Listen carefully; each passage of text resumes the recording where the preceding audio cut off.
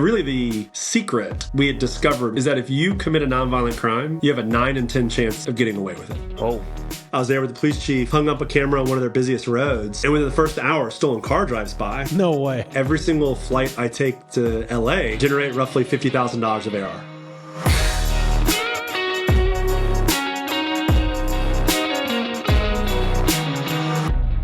Welcome, everyone, to the IO podcast. We're stoked to have Garrett Langley here with Sterling and I today. Most of you probably know who Garrett is. Garrett's the founder and CEO of Flock Safety, which is, I don't know, Sterling and I were debating. It's, one of the top few privately held startups in the world today. You guys are doing incredibly well, and we're excited to go a little deep with you on how you build the business. Thanks for joining us, man. Yeah, thanks for having me. It's good to see you. It's Trading Places. I know you joined our all hands not too long ago, so it's the least I could do. Yeah, that was fun. We had a good time. So I mentioned this to you, Garrett, over email, but we've got two goals here.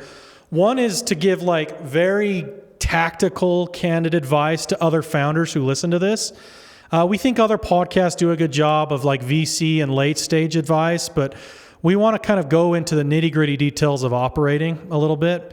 And the second is to help you guys get your name out to candidates across the country or world, I guess, who may want to join. So let's jump into it. For anyone who is not familiar with Flock Safety, what do you do? Who are you? Yep. Yeah, so the people at Flock, myself included, have this fundamental belief that everyone deserves the right to thrive. And if you look at that, whether you're talking about a human or a community, that ability to do better than your parents is predicated off of a bedrock of safety. You look at the countries, the communities that are really struggling, right? And we can pick on our friends in San Francisco and Oakland for a second.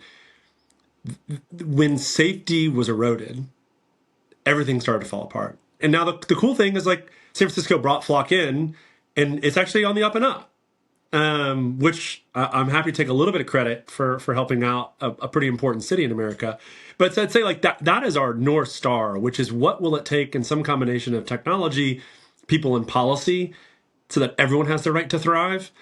And what does that actually mean, though, right? It's we build a combination of hardware, software, and AI products to help communities eliminate crime. And when I say community, that spans major enterprises, some of the biggest companies in the world, to the biggest cities, to also the smallest cities. I know, your hometown, Tyler, is a Flock customer, and I don't think the population is that big. Probably a nice mid-sized city for Utah, and I think that's important to us. Is from a town of 1,000 to a town of 1 million to 10 million and up, we want everyone to have the same right. How did you come up with the idea, Garrett? What's the insight? Where did it come from? Yeah, and I'm hoping you got mugged when you were, at the tender age of 12, yeah. And it spurred this you wanted to be Batman, because it is really cool. But I'm the same as Tyler's. Where did the insight come from and why? Yeah, no, I think Sterling, it's a good question. I think that I've heard VCs use this framework before, and I think it's applicable to founders. What's more important, the product, the market, or the team? I'm in camp team. I think great teams build great products, find big markets. And if you have a crappy team in a big market, well, the market's going to change. The team's going to be pretty consistent. And so for us, I knew who I wanted to start a company with. They had worked for me at a prior company I started is Matt and Paige here in Atlanta with me. So the three of us would get together every single night and start talk about problems that we wanted to solve. And the only really filter we put on ourselves was we didn't want to build another MarTech, FinTech, dopey company that doesn't actually do anything. I think I've heard, Trey Stevens has talked about this a lot of you got to pick an important journey. I fully subscribe to that. Life's too short. Choose good quests. Yes, good quests. Thank you. And so we were in that camp, but we looked at toilets, we looked at time. Time's an interesting problem. It's hard to get it back once you lose it. And one of the problems we looked at was crime. And the secret we had discovered was the national average is that if you commit a nonviolent crime, you have a 9 in 10 chance of getting away with it. Oh. So I'm gonna go steal your car tonight, Sterling, and I'm obviously top quartile because everyone believes they're top quartile. No one's average. So I don't even think my chances are 9 out of 10. I think my chances 95 out of 100 that I get away with it. And if you look at the average criminal, they're like 16 to 22 years old. If you reflect back when you were that age, you were even more confident in your abilities to get away with anything. And so we looked at that and we just kept poking on the question of like, why? Like, why is it so easy? In the homicide clearance rates are not much better. Like, it's pretty easy to get away with killing someone, sadly.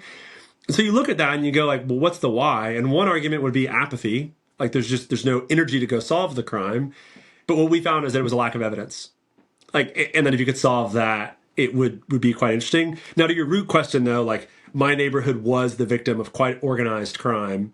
That's why the idea kind of like got thrown into the melting pot of like, well, maybe we should go be, crime fighters. And for my team, it was the only problem we were looking at where none of us were like, oh, that's going to be miserable for a decade. Like, one of my co-founders wanted to do a music startup, and I was like, that's going to be miserable. Music startups don't make any money.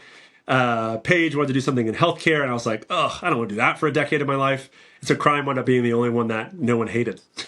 So this is interesting. Tyler and I debate this a lot. We kind of, in most of the companies that get big, they are born out of, you were doing a job, you were a construction worker and you noticed a specific problem. This like idea of basically getting on the whiteboard with two co-founders and sort of, we always call it like MBAing a business, where you kind of like go through analysis and you have lots of ideas. It usually doesn't work. Like why do you think this was different? Well, I would say the last three companies I've started, Flock included, have all started the same way, which is like pick a great team and then like just coalesce around an idea and really more of a customer. And so I guess I do fall into that mindset that like, it's easier to fall in love with a customer and then find their problems.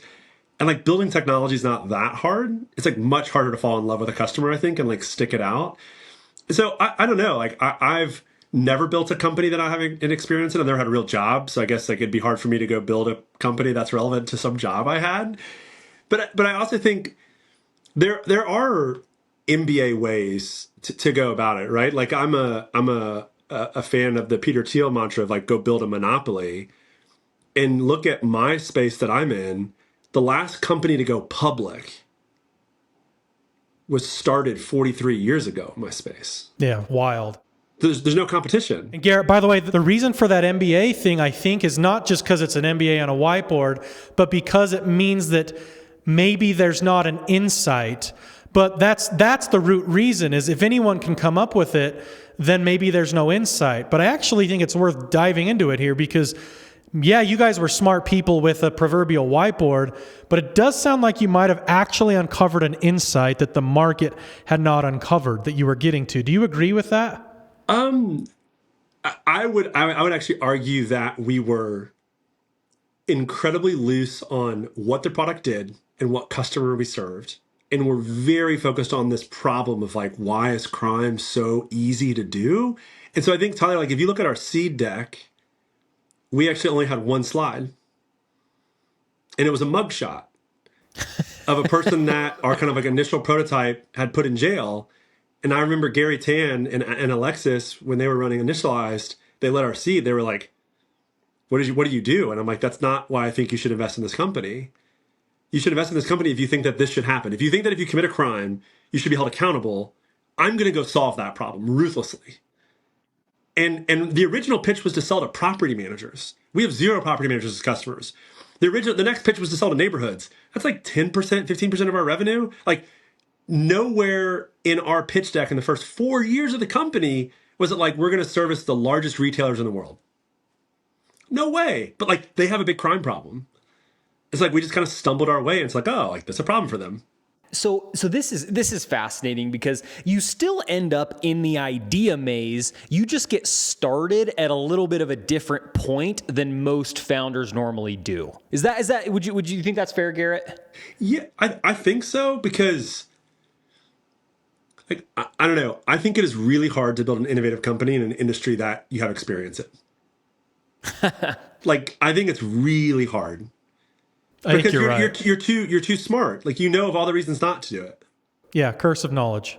Yeah. Like, if someone had explained to me how hard it is to sell stuff to local government, I would have said it's a horrible idea. It's a really bad idea on paper. But, like, we didn't know any better, so we just started doing it and just, like, just kind of brute forced through pain and sweat. By the way, we're going to get to that on how you did that. But before we do, I want to ask you to brag a little, Garrett. Can you share a stat or two or three with the listeners of like what you're most proud of the Flock Safety's doing? Maybe it's revenue, maybe it's crime solved, maybe it's something. Yeah. So I talk a lot to our employee base, new people, that like I have two goals for every person that works at Flock. And if I'm successful, I'll give you one of them. And if I'm uber successful, I'll give you two of them. And one of is like, I want to be a place that defines your career. Like I want to be a bend in your career arc where everything after Flock is like, oh man, I got so lucky I was there at that time. Look where I am now. So we're talking about that. And the second one is just impact. Like I also want to be a place that for the rest of your life, you will tell your friends and family of the stories from your time at Flock and the impact you had on other people's lives. So on the first, I think, I don't know how public this is, but we went from 1 million to 100 million of ARR in 3.5 years.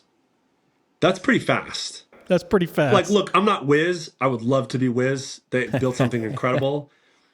But like, let's call it top 10, top 15, top 20. And like, we did it with hardware, selling to local government in Atlanta. So I feel like that's like 3 versions of hard mode. So like, I'd say I'm most proud of the team that got us there. And I'd say the good news is like growth is accelerating. And like we have a pretty clear line of sight for the future of the company. So that's probably number one on the revenue side. I think on the impact side, I was talking to a candidate recently, and I had made the observation that this is a Nielsen type analysis, but probably roughly 20% of all U.S. crime is solved using a Flock product. And they were like, "That's BS. There's no way." All U.S. crime, 25%, 20%. And she was like, "No way." And I was like, I'm not lying to you. But more than 50%, close to 70% of cities rely on Flock at this point. Not in full scale. Like we got quite a bit of growth still. And I have the data. I have the efficacy data, and I can just do simple math and show you that roughly 3,000 to 4,000 arrests a day start with Flock. And I can show you the court cases at the federal, state, and local level where our evidence is like, I can back this up. And she was like, "No way." And I was like, I need to maybe build a better brand publicly. But like the facts are there. And it's pretty cool. Like we're a very nationally operational company, but very local in the sense of like how we go to market. And so if you live in some of these places, like I pick on someone like Castle Rock, Colorado, we're like a name brand there. But like, Denver's a big city. We're a really big impact to Denver, but Castle Rock really knows us. Boulder really knows us. So, it just depends. All right, let's get into some nitty gritty stuff on how you build the business. And I think I'll kick it off with one that you hinted at earlier, which is how the hell did you sell to these law enforcement agencies early on when you yourself had no clue how to do that? You didn't even know it was your target customer. How'd you get your first 10 is maybe my direct question. Yeah. It's really interesting. I have this very visceral memory. I was in San Francisco. I was having breakfast with Jeff Lewis. Bedrock. Yep, Bedrock. IO podcast guest number 4, I believe. It was one of the funnest convos we've had. Hey, he's awesome. He's a character. And I had pitched the day before to the board, hey, I want to go aggressively into local law enforcement. And my pitch was like, I'm going to go hire this world-class sales leader. They're going to go build a team of SDRs and AEs. And like, it's the classic go-to-market pitch. And in very classic Jeff framing, he's like, "Garrett, it's a horrible idea. You will fail. You need to pick up a bag and just go start booking deals." And like, that might be obvious, right? But it's very rare that a VC like sits you down and like tells it to you straight. It's easier to be founder friendly and just say like, "Yeah, it's a great plan, Garrett. Good luck." And his advice, though, was like, don't go do it in Atlanta because no one's going to give you credit for that. And so I started flying every Sunday to Los Angeles, and I'd spend 3 days a week there, just driving to random cities in LA, cold emailing, showing up at police chiefs' offices being like, "I'm from Flock. You never heard of me. Can I give you a demo?" At the same time, one of my early employees, Bailey, was doing that in in Houston. It's like every Sunday we'd fly out, we'd spend 3 days there, like classic cold calling, like traveling salesman with a bag in our hands. And like the interesting thing that we figured out, to your point, is that these guys don't get cold called that often. Yeah, they're desperate. Not like a CMO or a CEO of a tech startup where it's like my inbox is just spam. And we were showing up in person with a physical product that we could show. We could hang it up on a tree or hang up a pole and be like, let's go catch some bad guys. And where we got kind of, lightning in a bottle is we'd go put the camera up on a busy street. And so take somewhere like Walnut, California, one of our first customers. I was there with the police chief, hung up a camera on one of their busiest roads. And within the first hour, a stolen car drives by. No way. And I'm like, you want to just go get, should we go get them? Like, right? Like, and then it's pretty easy to then end the conversation with like, well, do you want me just to send you an invoice and I can leave the camera here? And like most chiefs said yes. And so one of the cool things I remember very vividly at the next board meeting, being able to say like, hey, every single flight I take to LA, I generate roughly $50,000 of AR.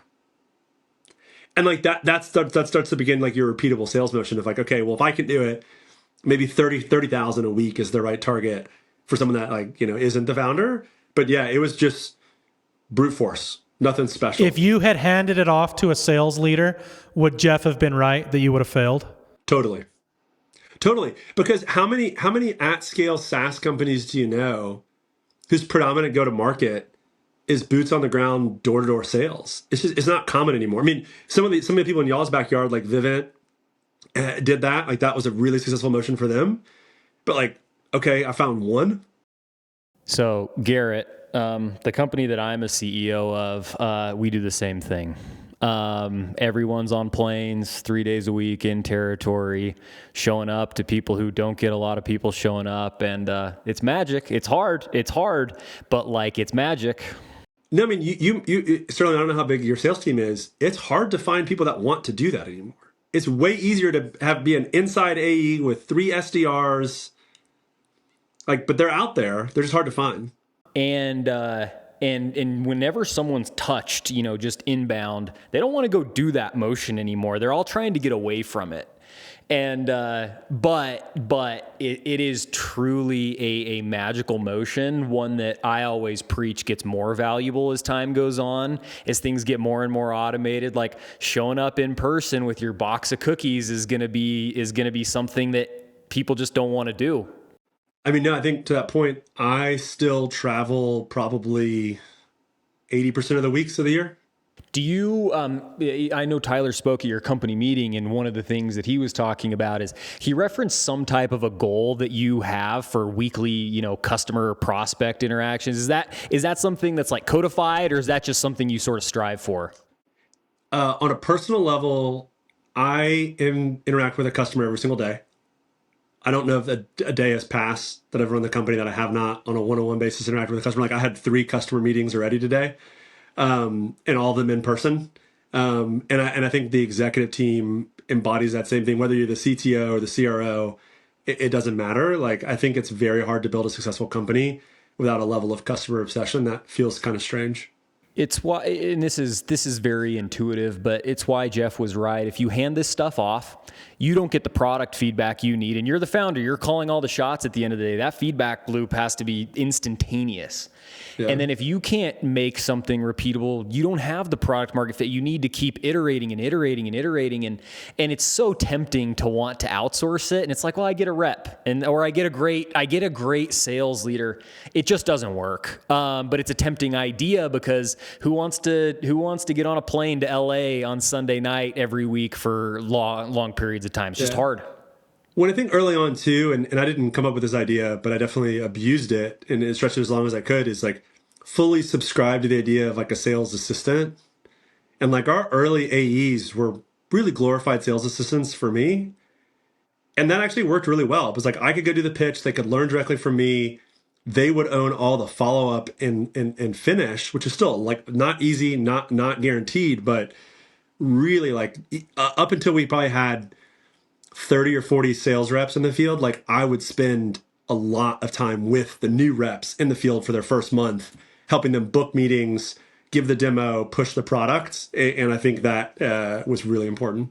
How much of your learnings from doing that made their way into the product? Like what percent of what Flock is today do you think came from those interactions? Yeah, so I'm fortunate that I'm a technical founder.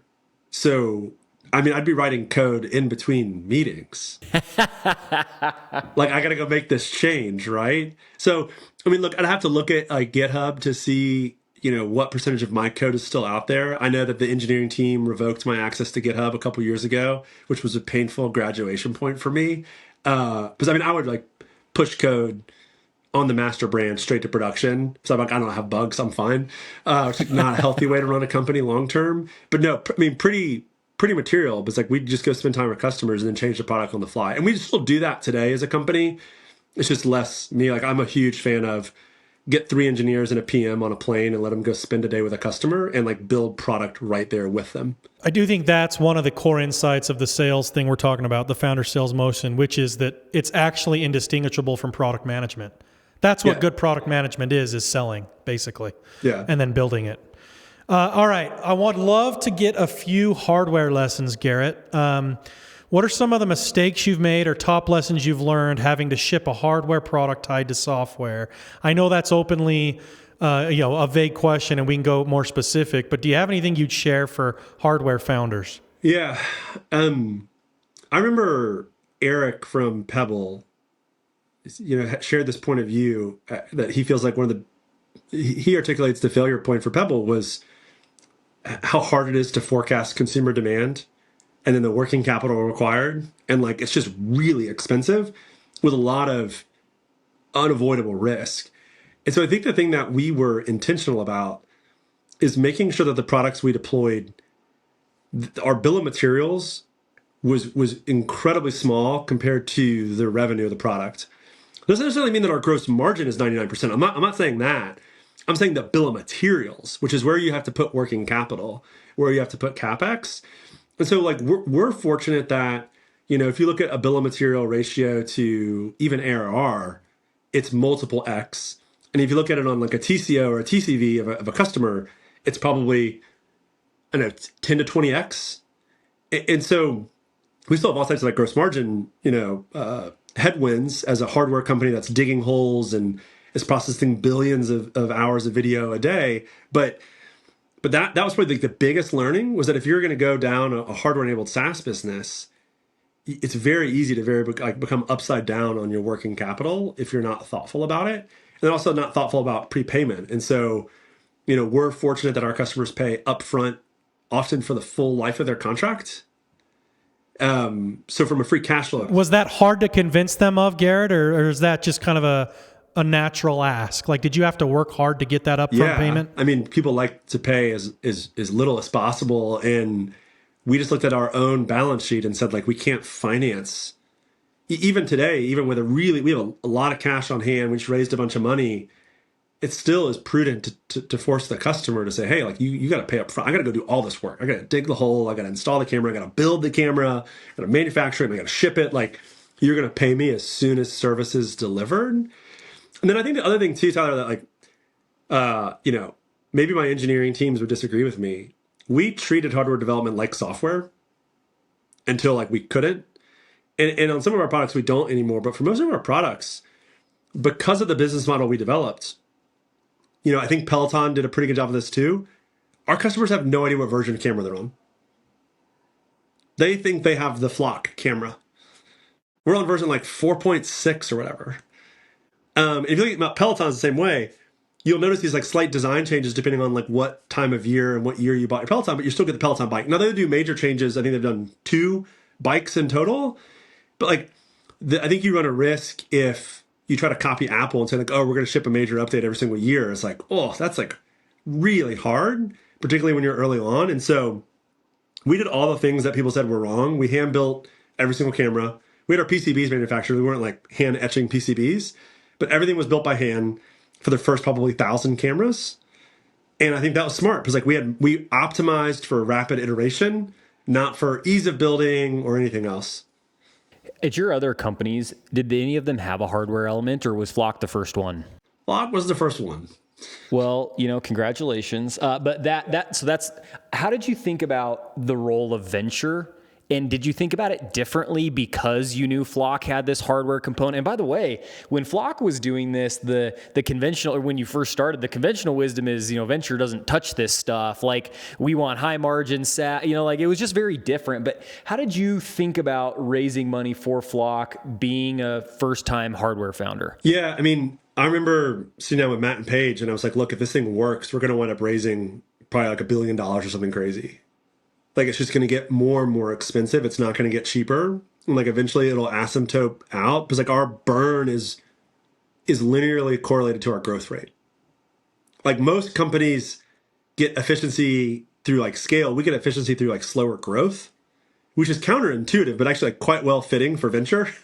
Like, oh, you need more money the faster you're growing? That's great for us. Like, let's buy some more equity. So we kind of knew it. We chose to never take on working capital debt or lines of credit. It didn't feel right for us. But no, we assumed like venture was the only option if we wanted to go fast. On the venture point, you've been fortunate and obviously deserving of some of the best investors in the world. For those who aren't familiar, and you can correct me if I'm wrong, Garrett, but I think Initialize seeded it, and then the A, was it Matrix? And then you've got Andreessen Horowitz, and then Jeff from Bedrock, and I'm sure many others that I'm missing. I mean, these are people that we have on our podcast that Sterling and I both admire.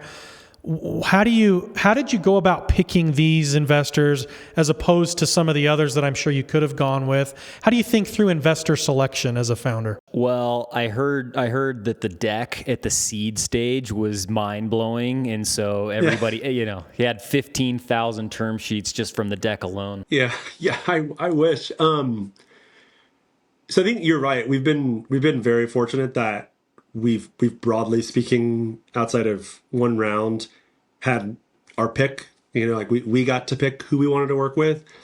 I'd say for me at least, I've never tried to price optimize. So we've actually never really run a traditional process. I think the adage to most operators is like, build a really good deck, pitch it to 40 investors, pray you get a term sheet. I don't know, that just like never made sense to me, because I think finding an investor is closer to marriage. And like, I didn't just like start swiping right when I found my wife. Like I picked her. I was like, I'm going to marry you. Like, you're the one I want to marry. I remember I told her that.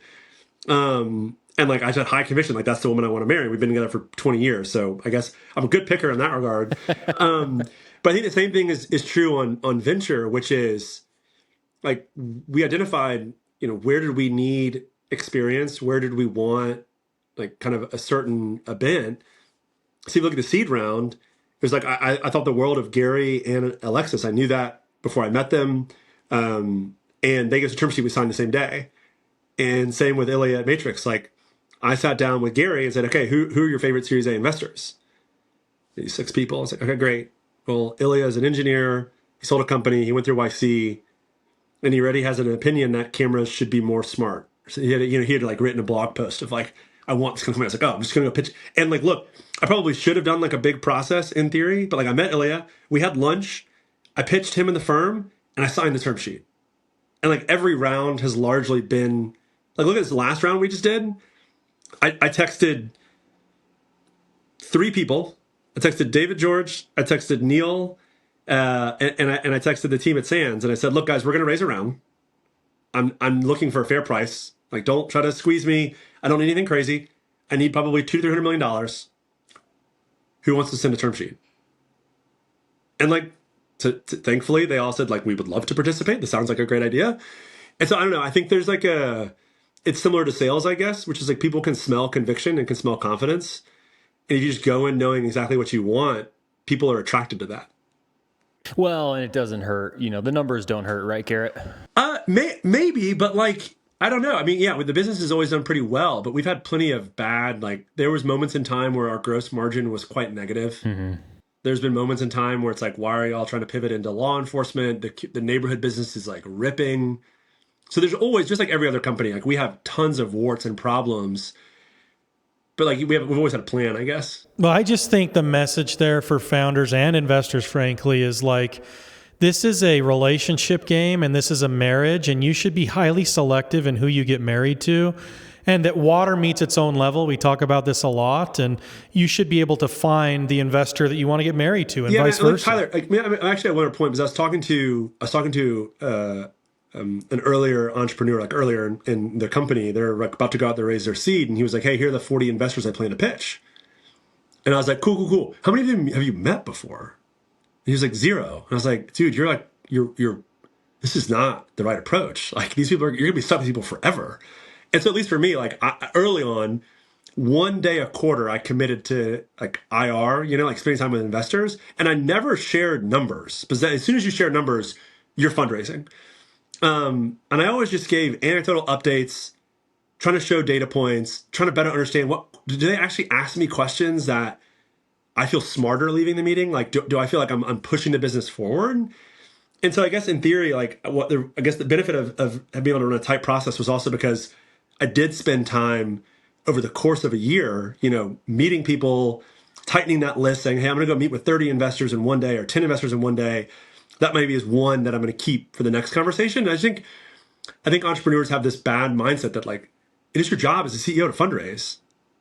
So like, just treat it like a job. And like one day a quarter is not a lot of time, I think. So, question for you, practically speaking, you're spending this time, you have these days once a quarter. How did you actually not talk about numbers?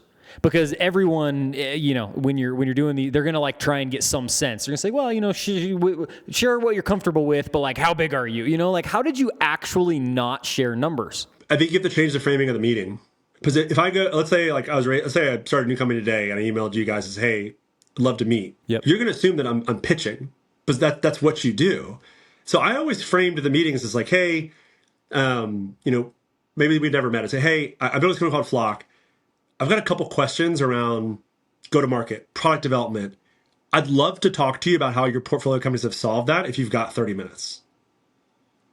And so naturally they're going to ask the questions. You got to be willing to share a little bit, right? Like it's a dating game. Like you got to show a little bit, but like there's a very different framing of the meeting when it's like, hey, I want your advice. I want you to see the questions that I'm thinking about. I want you to show me, can you actually help me build this business? And I think the smart investors know like there's intentionality around this structure of a meeting versus like I'm going to come and just pitch and like give you a business update. All right, we're coming up on time. We try and keep these a little shorter than other podcasts. But Garrett, I want to talk or end with like a little bit about the future and how you're thinking about things. So maybe the last couple questions. One is, what does Flock look like in 10 years? And then I'll move to a candidate question and one final one.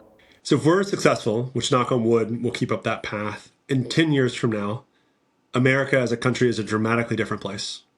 It is a place where crime doesn't exist, where people are starting businesses and they're building families. And they will largely look back and they'll be, my kids will be in high school. And in the U.S. history book, there'll be a part about Flock and how because of Flock, we are a safer, happier, healthier company or country. And like that might sound crazy, but like that as I believe is our life's mission at Flock is to achieve that. And we always say, like, it's not just the technology. We have very strong opinions on the policies and the types of people that we think we need in elected roles to help achieve that mission. And so that would be the big picture for me in the next 10 years. Who are these types of people? You kind of led me into it. Who is a good fit for Flock? Obviously, they got to believe in that vision. Who else are you looking for? Yeah, I mean, the number one thing is this unique combination of optimism and intensity. I remember we have a new CFO. And we were wrapping up his first 90 days. He was like, man, that was a crazy 90 days. We bought a company. We raised money. We went to procedural war with our biggest competitor. Man, I'm sure it's going to be a pretty chill Q2. And I was like, dude, this has been the last 7 years of my life. This is a normal quarter for me. And the whole exec team was laughing. So I think for people that have that level of optimism, that they believe that the world can be a better place and they want to help create it, that's number one. The number two is like, do you have the urgency and intensity required to actually change the world? And that's hard. That's hard to find. People say they want it until they get thrown into the ring. You've talked about what's driving you. You've talked about Flock's mission. But what makes Garrett, like what makes you tick? Like what makes you the way that you are? Man, that's a heavy question to end on. The honest answer, I think I was born this way. Like I wake up really early in the morning, and my team's like very used to that. Like I'll send them emails at 3 a.m., 4 a.m., whatever. And then someone was like, "Oh, when did you start doing that?" And I was like, "Oh no, like even in high school, junior high, I was like up early. Just like I wanted to be the first one awake. Like I wanted to be the first one that starts their day." And so I guess I've just like always had this very competitive bent towards like I wanted to be the best. And I also think like I look back on my parents and like how they raised me in a bit of a mindset of like you're either the best at doing something and therefore it is worth doing, or like perhaps you should not. And like if anything, I think the outside of like raising a family, which is like it's very hard. I don't know if you have kids, it's like very hard to. I wish I was a better dad. I wish it was better. Like actually, there's no playbook on how to be like an incredible parent. I wish there was. Someone should like really figure that out. But outside of raising kids, I think the second like most interesting thing in life is like building incredible companies. And so like I guess for me, I just born with this. Like if I'm going to go do it, and that's what I've chosen to do with my life, God, I better be the best. At least the best person I can be. Very, very cool. This is amazing, Garrett. Thanks for spending a half hour with us, man. This is a lot of fun. Likewise. Thanks, guys.